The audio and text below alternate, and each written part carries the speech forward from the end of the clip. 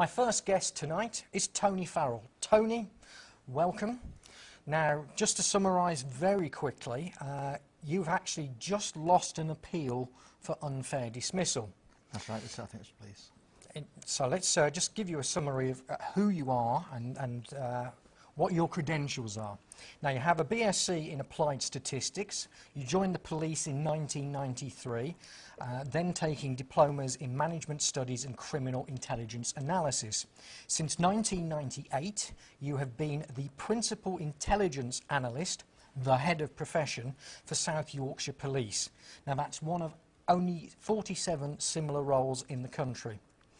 Now, you were asked to produce the annual Strategic Threat Assessment Matrix, which was for presentation in July 2010.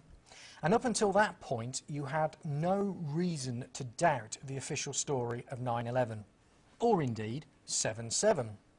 However, outside interests in the history of the church and also geopolitical events were to change all that. So, if we consider your report, looking at the terrorism aspects of that report, what were your conclusions? Well, I believed, and looking at 9/11, when I first encountered looking at the 9/11 ripple effect and loose change and looking at the various reports, the 9/11 Commission report, I felt that, certainly coming from Steel City, that kerosene and planes would not actually allow those Twin Towers to implode in free fall speed. That was the main observation, but then we had other issues, the World Trade Center 7 building collapsing by explosives. And this is never the was tower. hit by the plane, that was 47 stories. The sheer implausibility of a flight going into the Pentagon and the shape of the hole in the Pentagon and the absence of any evidence and camera network that would capture that, and also the Flight Pennsylvania that was grounded. Flight and 93. the absolute absence of any evidence that would have been there. Now, exactly how that was all done, we do not know, and we can speculate forever and a day. But it is sufficient to say it couldn't have happened the way the government narrative has had us believe via the 9/11 Commission report. And there are so many holes in the whole story that you could blow those planes straight through. The holes are that big in the story. So, how did you first alert the commissioners of this report to your findings? Well, it was with synchronicity. This was approaching, this was the 6th of July 2007. 2010, and I went with a bit of a red alert. Euston, we have a problem. Cautiously with trepidation, because I knew by putting my head above the parapet, anything could happen. I knew it wouldn't be well received. So I went cautiously, summarising with a briefing note in an informal management meeting that contained a briefing note on 9/11 and 7/7 and the New World Order. Right. And I categorised it in those three areas. 9/11, I said that increasingly the public of America are beginning to wake up to the fact that it's a lie. I said I myself no longer believed it to be true, and as a consequence of that, I felt that there was a tipping point. Right. And similarly with 7/7, when I looked at that immediately after 9/11, then I said that the evidence is from the government Home Office report is flawed to such an extent that I now believe that it was an inside job looking at other information that it was available freely on open source information on the internet.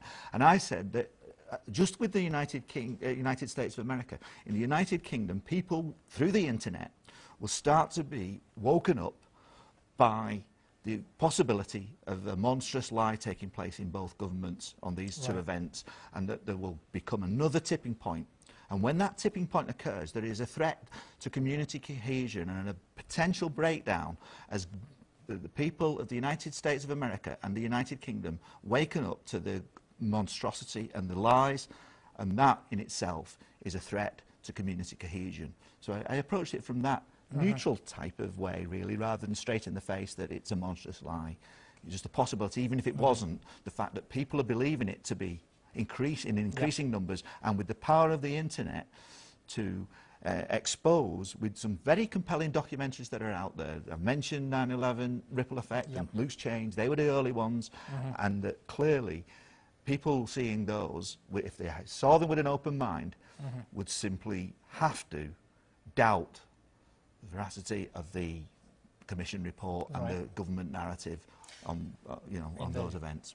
Now, the thing is, your qualifications speak for themselves.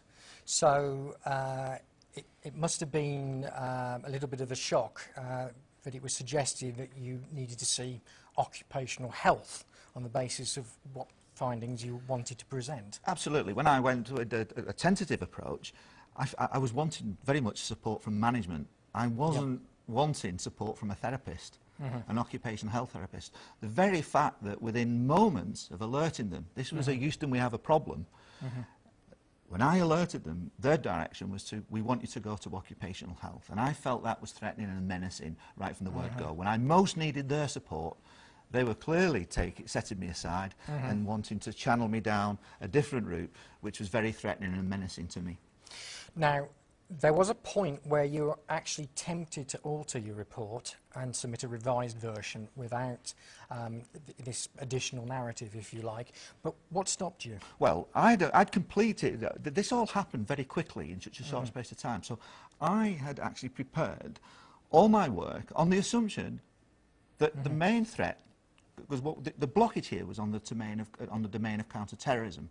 So I was going along with the government narrative that said that the threat was from Islamic terrorism. Well, that was based on all my underlying assumptions of 9/11 and 7/7 being committed by Islamic terrorists.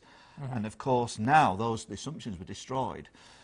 But I could have delivered that work, and that's what they wanted and that's what they expected, in spite of my beliefs now that the government had told lies. So they wanted to set aside those beliefs, not count them.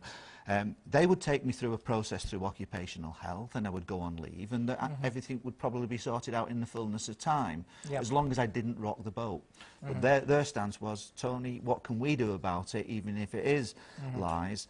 We're merely the government foot soldiers. I've got you. And instead of this, you're actually asked to produce a second report, in effect, that would explain yourself, looking at the probability of 9/11 conspiracies being true. And you represented this with a set of scores. Well, that's right. Well, I shocked them when they were expecting the control strategy and the strategic threat assessment matrix. On the 8th of July, having sweated all day on the 7/7, believing that I was going to hand over the version that they wanted, that evening I decided I simply can't go through this. This would be deceitful of me and inappropriate to hand out misleading analysis. So I was in that invidious position. So what I decided to do was to shock them.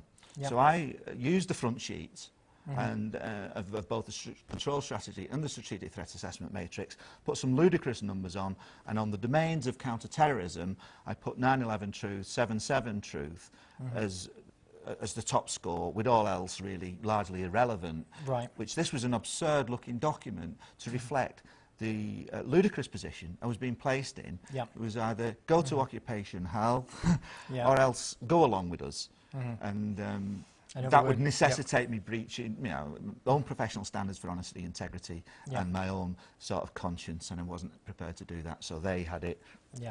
So you put that explanation in on 12th of July. No, that was the 8th of July. Then they asked me for a report. The 12th of the July, I explained with a set of inferences about my disbeliefs in the New World Order, in 9/11 and 7/7. So I made inferences as to the fact that these were inside jobs. I made inferences about the threat coming from not so much Islamic terrorism, but rather a new world order with its satanic ideology underpinned. The common denominator here is the satanic ideology underpinned by Freemasonry at its highest levels, which may not be known to many Freemasons. But so I'm not saying infamous 33rd degree. So 12th of July 2010, that goes in, you go on 3 weeks leave, and then you put on a period of what the civil service describe as gardening leave, which is effectively you're paid to stay away from work. This leads up to a disciplinary hearing on the 2nd of September 2010, where you represented yourself, and that basically saw you chucked out of the service, was it? Well, it was. It was a bizarre. I'll just say a few words of it because it was a very interesting meeting, very calm, very collected. I gave an impassioned sort of plea to the police to allow me to do a strategic assessment that would justify the inferences I was making rather than sack me. In other words, let me show you exactly why I believe this. Right. So that, but they said, no, we don't want that. Your beliefs are incompatible, and you've done some excellent work for South Yorkshire Police. Your beliefs may even be correct. And they come across as very sincere and honest, but it is afraid, not where we are as a police force at the moment. Therefore, it is with deep regret that we have to dismiss you on grounds that your beliefs are untenable, your position's untenable, and you've got incompatible beliefs. You can apply to the South Yorkshire Police Appeals Committee.